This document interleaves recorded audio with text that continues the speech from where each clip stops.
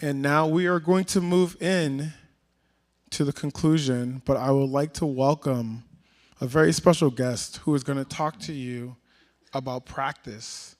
We're not going to, wait, practice? We're not talking about practice?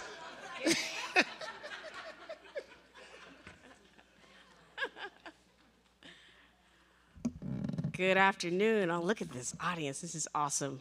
You all are in for a treat. My name is Amanda Williams. I'm a local artist.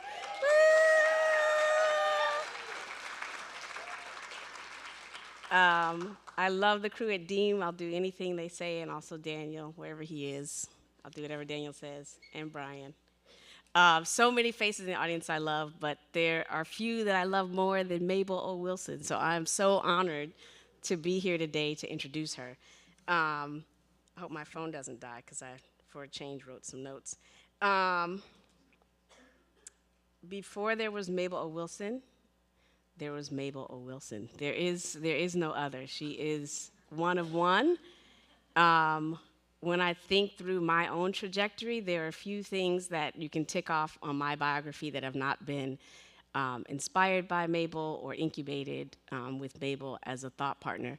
I get exhausted thinking about the amount of work she's done to help me be where I am, so I cannot imagine what her daily life is. She's been such a force for so many people. It's so exciting to be here in the room and to hear the thought process of people that are just starting on their journey, that have been on this journey for a while, but we all are in solidarity around ideas about making this world a better place. And if you've thought it, Mabel has already done it probably.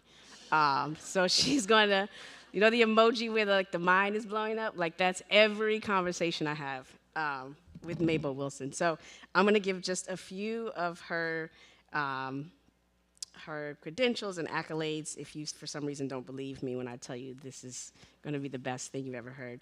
Mabel holds a Bachelor of Science in Architecture from UVA, a Master of Architecture from Columbia University, and a PhD in American Studies from New York University.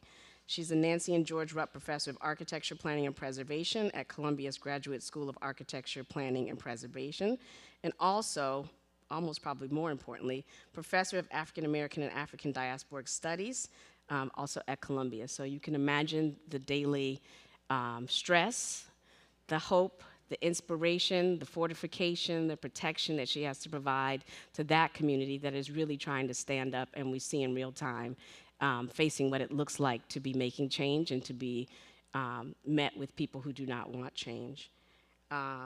Mabel is the founder of her own studio practice, Studio Ann, which works across design, scholarship, and installations to foreground issues of race, memory, labor, and space.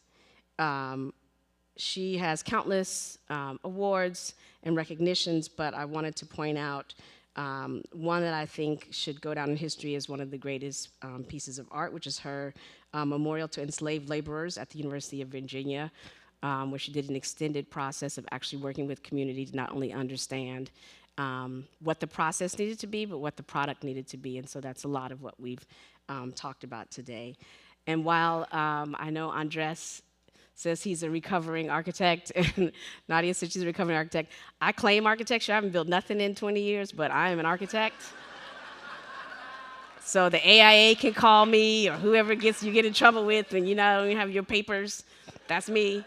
But part of that is also because of Mabel, and I speak this loudly every time I get to speak about her. And she said something so pivotal to me. I think we were actually in Venice, in which she said, "This profession is not big enough to hold you."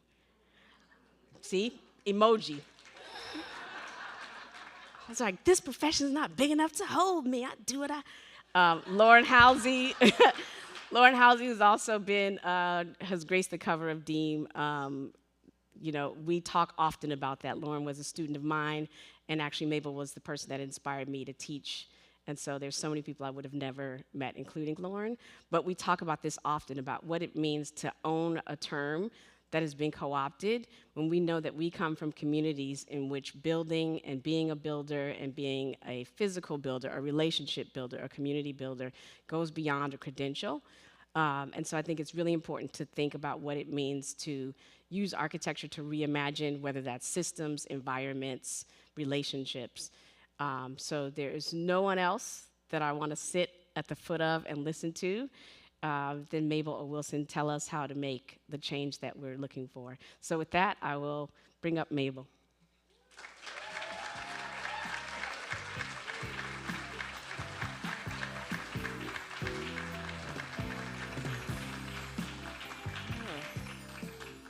Wow, I am deeply humbled by that, Amanda. I'm just a girl from Jersey. So that's what I tell people, and I am undisciplined, so I can go any direction. But I just want to, thank you all. This has been an incredible day. Many of us have been here since 9 a.m., many of you all have been here since 11, but I feel, I don't know, rejuvenated.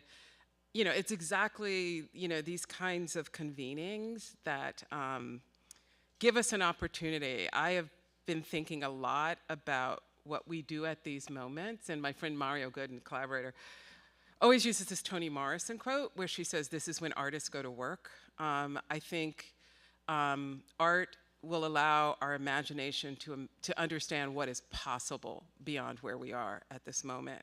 And I think we have to turn toward our poets, our visual artists, our cooks, our midwives, our people who are in the business of thinking about what's possible and making that, because that's how we're going to get ourselves to move forward. But I think the conversation was has been fantastic. Nadia, Kate, Shruti, Mars. I mean, really, the conversation around solidarity and how we build that, is something that is always in the making. And I do want to thank Deem, Rebuild, the MCA, for bringing us all together to really have these conversations. It's been really wonderful. They do an amazing job of curating because, like Edra, I'm going to talk about family and home places. Radha, I love your small acts of future making, so I'm going to talk about small acts as well. And I love how Radha talked about the practice of foresight, so I'm going to talk about the practice of hindsight and what that can bring us. So, futures of memory. Okay, I think this is the, yes. This is great. So, everyday acts of memory work. And I did want to start with asking, what is the future of the past when the deadly forces that underwrite modernity's progress, and I mean colonialism, imperialism, so on, which is also racial capitalism, anti-blackness, transphobia, misogyny, xenophobia, and organized state violence, whether here in Chicago or Gaza, have made the present untenable, unlivable, and impossible for so many. Can memory work create spaces of possibility from where to imagine liberation? Born in 1877, Olivia King Northern Forbes, who my mother called Grandmommy, was the child of Warren and Jackie Ann King, both formerly enslaved. The year Olivia was born was also the year that the Republican Party of Lincoln ceded control of the South to Democrats to ensure that their candidate, Rutherford B. Hayes, was elected president. The withdrawal of federal troops inaugurated the era of Jim Crow segregation. Though emancipated, for Olivia King, the United States had already defaulted on the promise of the rights of citizenship guaranteed through emancipation and the amendments. It chose instead to cede the reconstitution of the violent enclosures of enslavement and the invention of new forms of de facto and de jure segregation to diminish Black living to bare life. Nonetheless, Olivia and her family carved out a place within a vibrant community in eastern North Carolina. With creativity and perseverance, they doggedly made a way out of no way. My uncle, artist John Outerbridge, who drew from these family stories and memories throughout his career, told me once that Grandmommy kept all manner of herbs and other medicinal powders in jars on the shelves of her kitchen, which she mixed to tend ailments of family and neighbors. He remembers hearing the strains of women's chatter that could be heard emanating from her kitchen as they brewed batches of lye soap. And he did a beautiful piece, I think at the Sao Paulo Biennale, called Lye Soap Conference, about his grandmother, my great-grandmother. He also recalls seeing her from time to time on the porch with a large snake coiled around her neck. From the perspective of a child, that contributed to her aura as a local root woman. Now, this is the image that my mother made. But she found this image of grandmommy. Oh, actually, let's see if I can do this. She found this image of grandmommy in a trunk shortly after her mother, my grandmother, Olivia Northern Outerbridge, we called her Mama O, transitioned in 1981. And so the O actually in my name, Mabel O, is actually for Olivia, to honor her memory and my other grandmother, Mabel's memory. So in this photograph, grandmommy's choice of hooped earrings, a sparkly ring that adorns her left hand, and her carefully coiffed hair signals her sense of inner and outer beauty. Now, in order to reclaim this purchase on her and her siblings' memory of grandmommy, my mother was determined to carve away at the enclosure of the racialized other that had reduced her kin to mammy, Jemima, negress, and wench. 3 centuries of the dutiful domestic, forever in service to clean, to serve, to cook, to wash, to nurse, and to pleasure. Let's see if I can go back. Yes, that works. So to counter this erasure of her humanity, my mother, by cropping the photograph and having it reshot, engaged in an act of radical transformation, material transmutation. She liberated her and future memories of grandmommy's beauty, tenderness, and dignity that had been overshadowed by the trappings of subservience the original photograph was meant to first capture and then enshrine.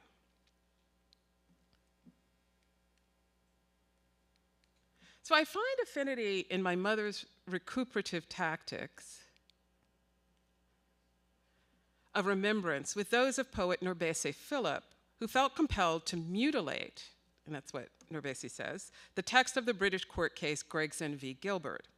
That 2-page 1781 legal document recounted the murder of about 130 unnamed African slaves tossed overboard to save on precious resources of food and water by the crew of the slave ship Zong in order for its white owners to collect an insurance payout for their lost cargo. Now, because the captive men, women, and children had been characterized in the legal documents as nothing more than flotsam, the debris of a failed voyage, rather than humans in possession of the civil rights protected by English common law, for Philip, the English language proved insufficient to recount this horrific murder, or rather, quote, to not tell the story that must be told, end quote.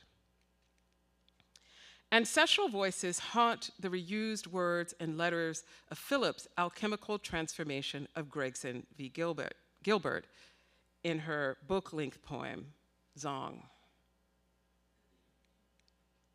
Novelist and essayist Toni Morrison alludes to a comparable tactic when she describes her writing practice as an effort to, quote, carve away the English language's accretion of deceit, blindness, ignorance, paralysis, and sheer malevolence, so that certain kinds of perceptions were not only available, but were inevitable, end quote.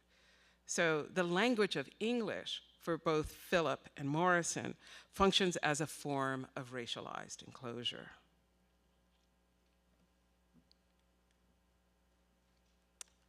Another photograph. This is an undated photograph of Isabella Gibbons, a school teacher at the New England Freedmen Aid Society Normal School in Charlottesville, Virginia.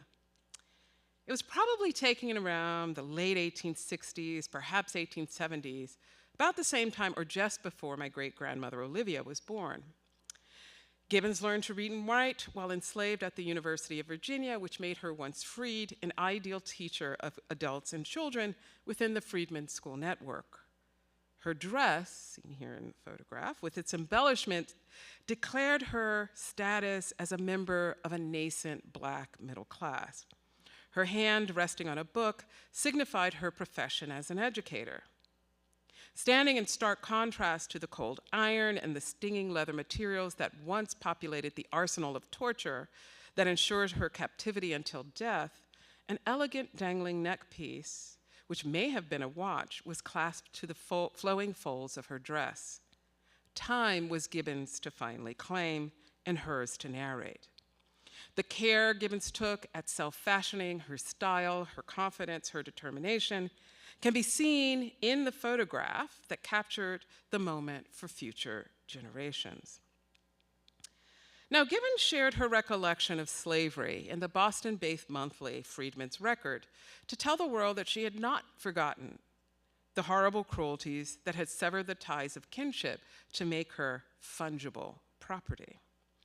In a letter dated March 29, 1867, Gibbons provided a forceful corrective to white Southerners' projection that enslaved families like Gibbons, her husband William, and their 4 children, thought of their former masters and mistresses with great affection, even longing. This is what she remembered about slavery and enslavers. Can we forget the crack of the whip, cowhide, whipping post, the auction block, the handcuffs, the spaniels, the iron collar, the Negro trader tearing the young child from its mother's breast as a whelp from the lioness? Have we forgotten that by these horrible cruelties, hundreds of our race have been killed? No, we have not, or ever will. And yet, in the face of this intimidation, and she was observing the rise of the lost cause, this kind of reinvention of the honor of the Confederate States of America that we're still dealing with. And so in the face of this intimidation and the challenge of her legal rights as a US citizen, Gibbons remained committed to education as a means of repairing the dehumanizing psychic and material conditions wrought by the enslavement of her community. Now, after Isabella Gibbons arrived at the University of Virginia around 1850, we don't know exactly when she got there, it is believed that she learned to read and write, a skill punishable by beating. She was purchased, perhaps from a freed black milliner, by a natural philosophy professor, William Barton Rogers, who eventually left UVA for Boston to found the Massachusetts Institute of Technology. Gibbons served as the Rogers family cook while they resided in Pavilion 6, which is what you see on the right. As real property, she could be entailed or sold with the house, land, and other possessions such as a silver tea set or livestock. Gibbons continued her duties as enslaved by other professorial families until she, her husband William, a servant also enslaved by a UVA professor, and their children were emancipated in March of 1865 with the arrival of Union troops to Charlottesville. Now, where Gibbons labored was part of an ensemble of buildings that comprised the University of Virginia. When it opened in 1826, the university's 10 pavilions housed faculty and family. Its lawn rooms bordered about 125 white male students, and the verdant swath of the terrace lawn was crowned, as you can see in the distance, by the rotunda that housed the library, a kind of enlightenment project of this ideal Platonic space. Now, in his plans for what he called the academical village, architect Thomas Jefferson, signer of the Declaration of Independence, the second governor of Virginia, the third president of the United States, a lawyer, a surveyor, a plantation owner, and owner of over 600 enslaved people over the course of his life, wrote in a letter that the modern American university should bring together an exclusive community in an environment conducive, quote, to health, to study, to manners, morals, and order, end quote. In Jefferson's educational Eden, its white students embarked on a daily journey of personal enlightenment and communal engagement. For the enslaved, Their daily routine to satisfy the material needs of UVA's Eton unfolded under the regulatory authority of Virginia's slave codes that severely curtailed mobility and the basic freedoms of family and assembly. Historians believed enslaved men, perhaps some of them young boys, fabricated and fired the 900,000 bricks for the rotunda. Throughout the grounds, Jefferson carefully calibrated vistas to strategically hide from view the spaces where slaves labored. He does exactly the same thing at Monticello. You have this pristine view of the so-called wilderness. This was all Monacan land. And the dependencies weren't out back, they were below at Monticello. And so by terracing the lawn, Jefferson designed buildings that were 2 stories on the long side, but 3 stories on the garden side, thus creating this kind of lower level walkout basement that housed spaces for the servants. And so Isabella Gibbons and her husband William toiled in poorly ventilated and poorly illuminated kitchens. They also occupied the spaces in the basement, the dank basements below the pavilions. Also behind each pavilion, slaves worked inside the snaking serpentine walls where wash and smokehouses and other dependencies could be found. And today, those are these, sort of beautiful little gardens. The serpentine walls are lower, but the kind of aesthetics of the serpentine wall was actually hiding the dependency on the enslaved. So even within the idyllic academical village of white columns and brick neoclassical temples, the Gibbons family and others lived in fear under the constant threat of violence, tauntings, beatings, and rape at any time from faculty, students, hotel owners, university administrators, visitors, which ensured their unyielding servitude.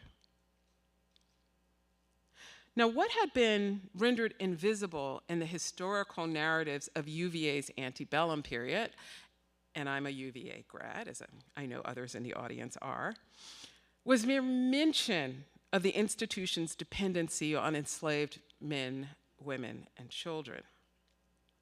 That history hid in plain sight for 155 years, as documented in a cartouche from an 1827 map of Virginia that depicted an enslaved woman caring for a white child, probably the child of a professor, on the Widow's Walk of Pavilion 9.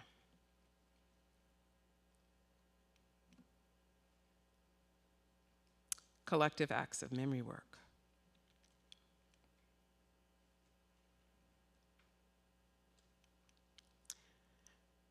So in 2016, I became part of a design team with Mi-Jin Yoon, Eric Howler, E. Frank Dukes, Greg Bleem, and artist Eto Otutigbe to conceive and build the memorial to enslaved laborers dedicated to honor families like the Gibbons and those unknown enslaved persons like the woman in the cartouche. And as Amanda said, this was an incredibly collaborative process.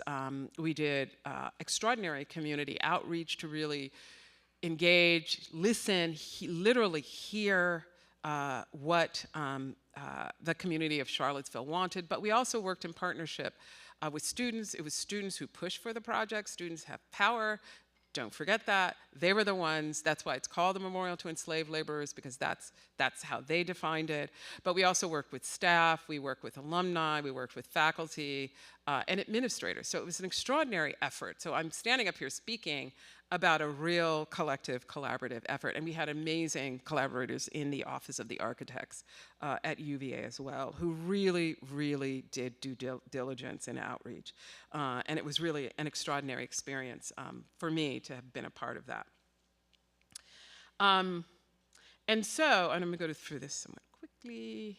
So to honor Isabella, a lenticular image of her eyes created by the artist Eto Otutigbe was carved into the exterior of the granite wall. And so it's lenticular in the sense that the grooves are cut in such a way, this is digitally fabricated granite, Virginia Mist granite.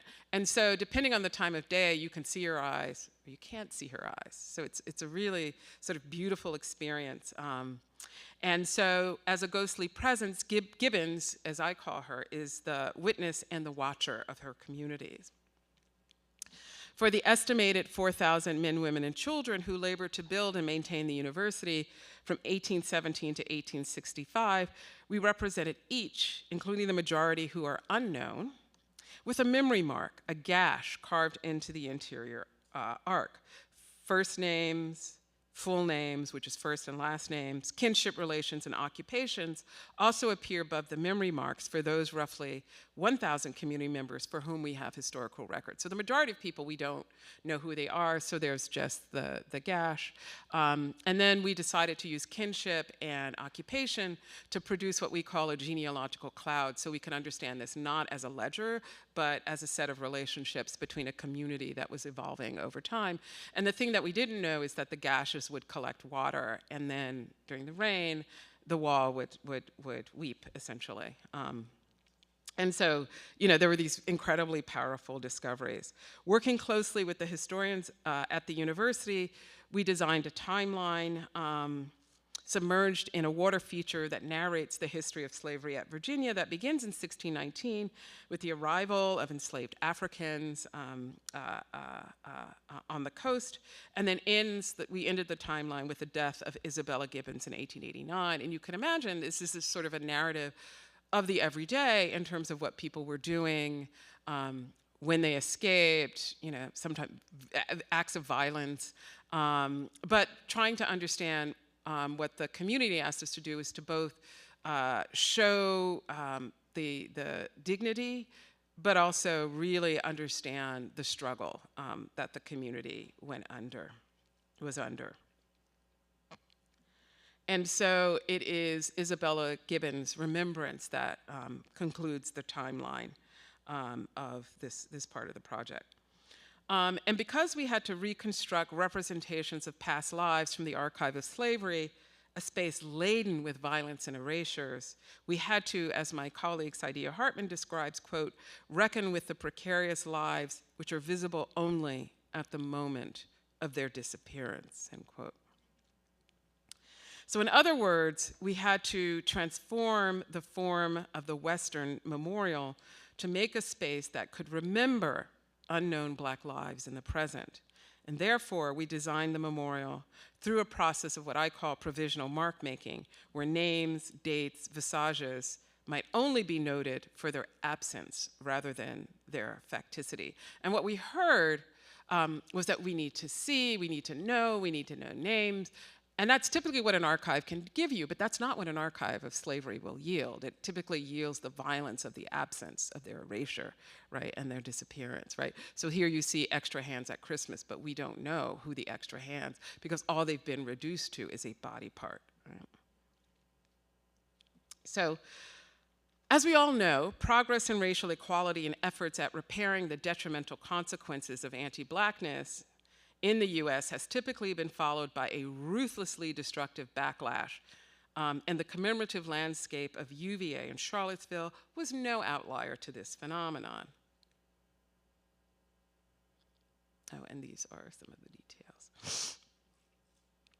So in the middle of our process, in August of 2017, as you all may recall, members of white nationalist groups descended on Charlottesville to protest the city's proposed removal of the Confederate generals Jackson and Lee monuments from downtown public parks. And Frank Dukes, who was on our team, was integral actually to drafting that report and getting those things removed, of which Carol Walker's done a beautiful piece, and a show monuments in Los Angeles with the Sherman, with the Stonewall Jackson.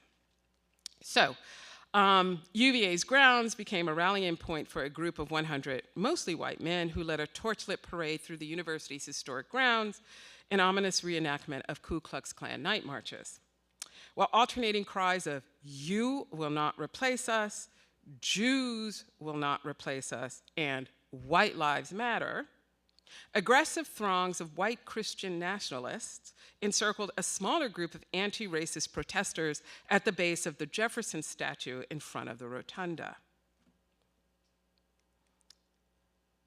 Now, earlier this year, UVA terminated an agreement of special organization status with a student-run university guide service who had for over 70 years provided historical tours to visitors and prospective students.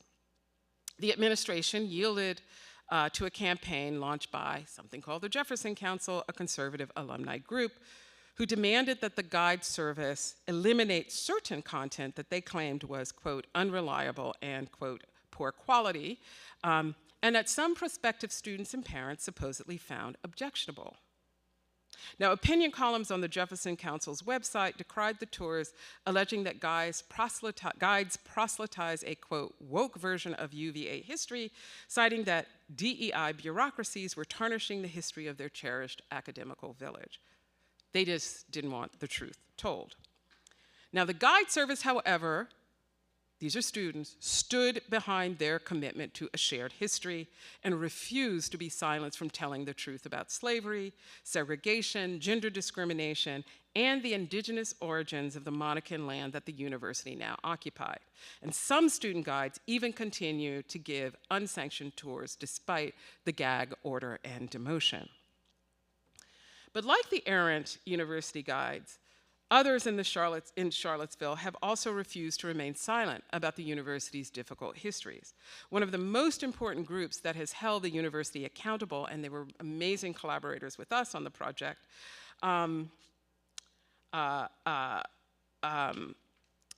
is the nonprofit called the Descendants of the Enslaved Communities at UVA. And it was founded by Detisa Brown Gathers, Colleen Yates, and others who reclaimed the historical narrative and honored their ancestors who lived and labored at the university. Colleen, in the middle, is both a descendant of the enslaved community at Monticello, because Monticello sold some of the enslaved to the professors at UVA, and some of her ancestors ended up also, she's related to the Hemmings, ended up at UVA as well. The Descendants' public programming, and this is what I think is really remarkable about what they do, is a restorative justice one that seeks to foster an understanding of Black history and genealogical research while making important connections to histories of, for example, labor, protest, and maternal health care. They helped create and guide scholarships to UVA for youth who have experienced what they say is the, quote, negative legacy of slavery. And members conduct tours of the memorial to ensure that the story of their ancestors remain a vital part of the university's narrative of slavery, which in turn forges links to the city's history and the nation's heritage of anti-Blackness that underwrote the freedom and prosperity of its white citizens. So in the summer of 2020, as the design team was completing the memorial, the descendants were concerned that if the planned trees were planted, they would no longer be able to see Isabella Gibbons' eyes. Those trees in our landscape design were meant to evoke a space of a forest refuge where enslaved communities gather surreptitiously to engage in the collective rituals of burial and celebration, or to plot escapes and insurrection. As stewards of UVA's enslaved community, the descendants argued persuasively that while trees had historically provided safe harbor, trees had also been sites of lynching under the brutal regime of Jim Crow and conveyed a menacing symbolic meaning. That they were skeptical of the university's good intentions to erect a monument to their enslaved ancestors made perfect sense in the context of the history of anti-Blackness of the institution's historic campus and the city's racialized public and private spaces. Thus, no trees blocked the view of Isabella Gibbons' eyes for all to bear witness to the horrible cruelties she remembered and what we could never forget. CODA. Memory as refuge. So for the Venice Biennale of Architecture in 2023, Mi-Jin Yoon, Eric Haller, data artist Josh Begley, and I returned to the trove of documents from our research, including Isabella Gibbons' photograph. Now, in contrast to the West's typical stone and bronze monument form that uses, as I said, the figure, names, and dates to compose a timeless historical narrative, our installation, Unknown, Unknown, constructs a sonic, visual, and haptic remembrance of UVA's enslaved community. The starting point was to deconstruct the spreadsheet of names and dates that in many aspects replicated the form and structure of the 19th century ledgers where the information originally came from. the two-sided video projection that we created is captured on suspended sheets of muslin, a cotton fabric that honors the domestic labor by unnamed Black women at UVA and the spaces where they lived and worked. And so while the Built Memorial, we often talk about the stonemasons and the bricklayers, there is a way in which the labor of domestics and laundresses and so on kind of can get left out of that narrative. So it was a kind of return to some of the themes and the things that we felt were left out.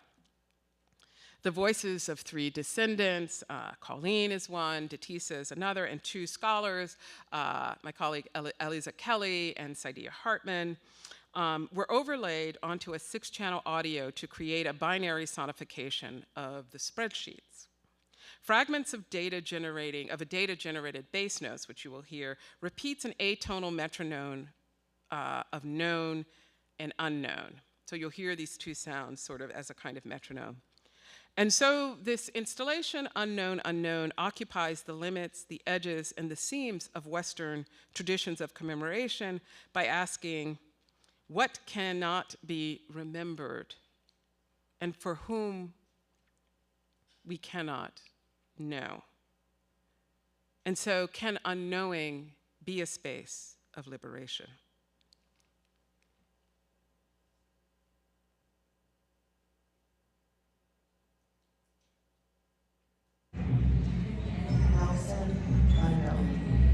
George, Squire, unknown. Wyatt, unknown. Primus, Holly, unknown. The John Edwards, unknown. Unknown, unknown. Robin, William Green, Jack unknown, Matt, unknown. Betsy Vines, Jack, unknown, unknown, Alfred unknown, unknown. unknown, unknown, Primus, Unknown, unknown. Jim unknown, unknown. Joseph Frank Fawcett. unknown, Daniel, unknown, unknown. Unknown. Zachariah, unknown. Absalom Phil, unknown, Zach. unknown. unknown, unknown, Unknown. Moses, Jerry unknown, Kitty Zachariah. Jones Ryland, unknown. unknown, unknown, Henry, John unknown. Smith, William. Unknown. Primus, Unknown. unknown. Unknown. Jack John, unknown, Nelson. unknown. Unknown. unknown, unknown, Pleasant. Fleming, Unknown. Washington unknown, Lewis. Cassandra, Unknown. John unknown, Jack. Billy, Unknown. Wyatt unknown. Stephen Bowles. John unknown, Unknown. Amy. Unknown. unknown, Unknown. John. Unknown. unknown, unknown.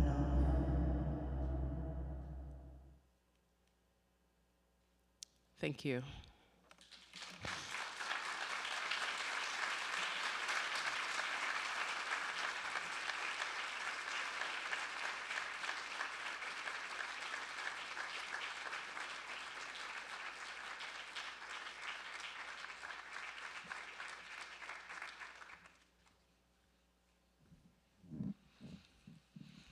Thank y'all. It's been 2 days and we are concluding.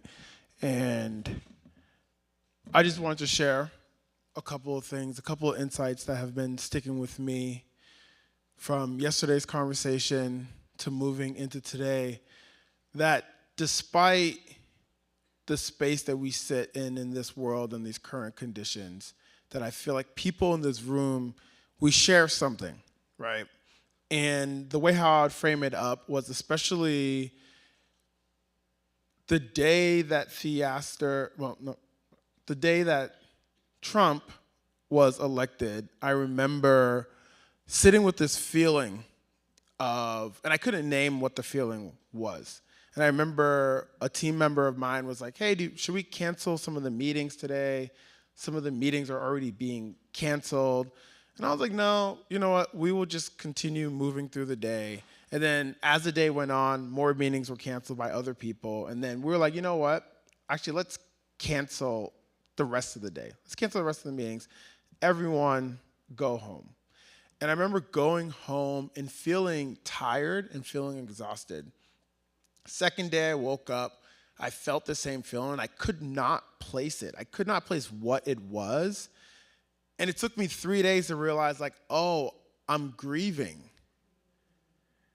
And I was like, but what am I grieving? Because this experience that we're in isn't something that necessarily is new for us, right? But it's something that we're all feeling in this visceral way, and we try to brace ourselves. That window between when we realized that Kamala was going to lose, and then we're like, okay, well, we have a couple of months, right? We have a couple of months and living within that fantasy, and then you're in it.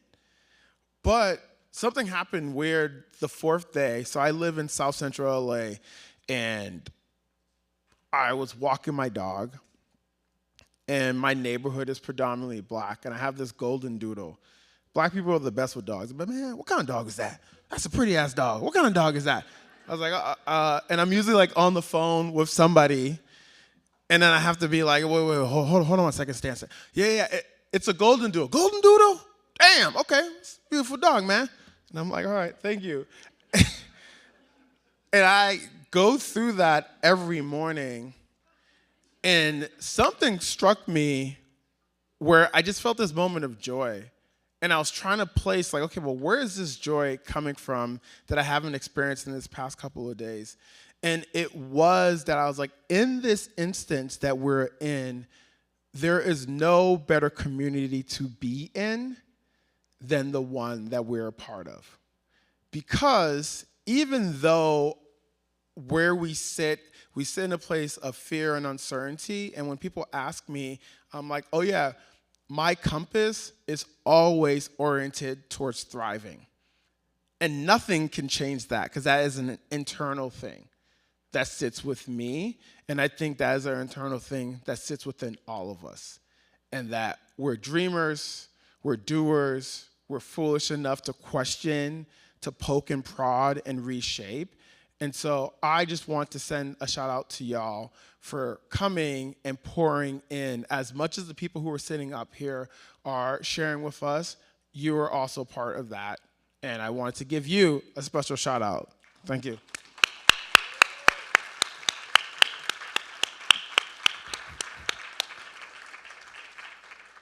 And then continuing the shout outs, I would love to give a shout out to the funders. So, the Deem Journal, Designing for Dignity, Convening of Possibilities was made possible by the support of the Richard H. Driehaus Foundation, the Graham Foundation, and presented as part of the 6th edition of the Chicago Architectural Biennial. In addition to that, part of what we enjoy doing is not only seeking funders or seeking partners who can fund, but also seeking community partners who can help to support and spread the love. And so in that, shout out to Norman Teague Studio that provided us for a 3rd year the Cabinet of Curiosities, which is out there in the hallway. Rebuild Foundation for partnering with us yesterday in terms of the programming. Brownsville Winery for offering amazing wine. They have their own wine, so the wine that you tasted last night was there. And Ruby's Fine Hibiscus Tea as well for providing a beverage for us. And then, even though you hear names and you're like, shout out to Deem, shout out to the MCA, there's actual people who I want to make sure that we name some of those people. Some of them are here, some of them aren't here with us. Shout out to Amy May for hustling, running around, and just being on top, under, all the things. So special shout out to her. Shout out to Isabel. Isabel's not here, but shout out to Isabel Flower. Shout out to Cody, who did these wonderful graphics. When he showed us the different options of where we can go for graphics, we all were like, that one. And he's like, damn, that's gonna be the hardest one to pull off. And it shows. It was really hard, really conceptual. Some of the really cool things is that the silhouettes that you're seeing are of the panelists. So shout out to Cody. Shout out to June. June's not here this year, but June is also another designer for Deem. as well. Shout out to Lanier, shout out to Georgie for also supporting. Shout out to Marquise Stillwell, co-founder. Shout out to Alice, who is also not here, but another co-founder of Deem. And then shout out to the MCA team. The MCA team is a very, very special team being led by Daniel and Bree, who've been in this with us and figuring out. So we were supposed to do this earlier on in the year, and we were like, hey, we just need a bit more flexibility to get some things sorted. And the MCA was very accommodating to be able to allow for us to do that. So definitely Daniel and Bree for holding it down and just being super solid. And the MCA production team, you don't see them, and that's just how good they are at their job to make sure everything is flowing as fluid as possible. So with that being said, this is the conclusion of the Deem Journal Designing for Dignity Symposium this year. We're excited to be able to share this space with you. We're excited about what this can provide. And we're hoping to be able to continue convening with y'all. So last year, if you didn't come last night was the opportunity to dance. People were coming up to me and they're like, "Nu, are you gonna be DJing?" I am not going to be DJing. But we will go over to the Chicago Athletic Association as just a place for us all to be able to kick it and chit-chat with each other. So if you want to continue the conversation, people will be there. If you want to go grab dinner, if you want to go take a shower, if you want to do something smaller and more intimate, please feel free, but that's where we will be heading. And that is it. So if we could play some music, maybe, and then we can all get up and have a moment and get out of here. Awesome.